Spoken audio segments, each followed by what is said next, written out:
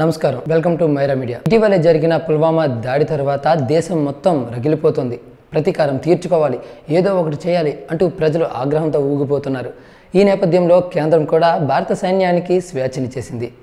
దీంతో పాకిస్తాన్పై భారత సైన్యం ఇక ప్రతీకారం తీర్చుకుంటుంది అంటూ అంచనాలు అయితే వచ్చేసాయి. ఇక ఇప్పుడు దేశం గర్వించే విధంగా ఈరోజు ఉదయం 3:30 భారత వైమానిక దళానికి చెందిన మిరాజ్ 2000 యుద్ధ విమానాలు జైషే మహమ్మద్ ఉగ్రవాదుల శిబిరాలపై మెరుపు దాడులు చేసింది.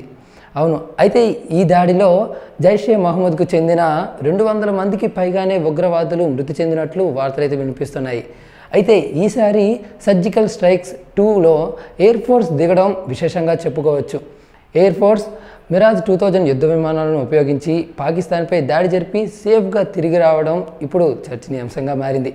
అయితే ఈ విషయంలో ముఖ్యంగా దేశం మొత్తంగా కూడా ఒక విషయంపైన చర్చించుకుంటున్నారు.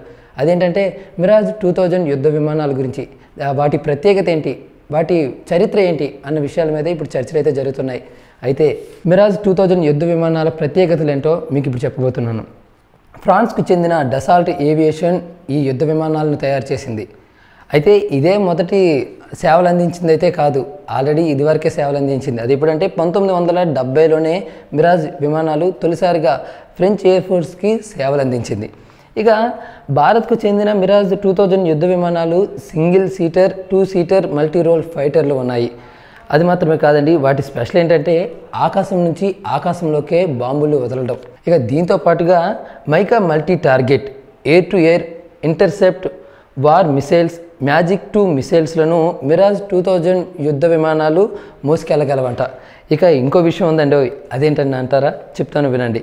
ఈ యుద్ధ విమానాలు గతంలో కార్గిల్ వార్లో కూడా కీలక పాత్ర పోషించాయి. అవును, శత్రు స్థావరాలపై బాంబుల వర్షం కురిపించి త్రివర్ణ పతాకం రెపరెపలాడడంలో ముఖ్య పాత్ర పోషించాయి మిరాజ్ యుద్ధ విమానాలు.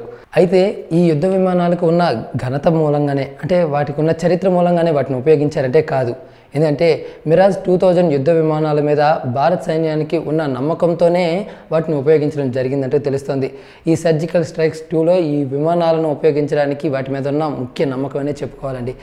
ఏది ఏమైనా కూడా భారత సైన్యానిపై దాడి జరిపితే సహించేది లేదు.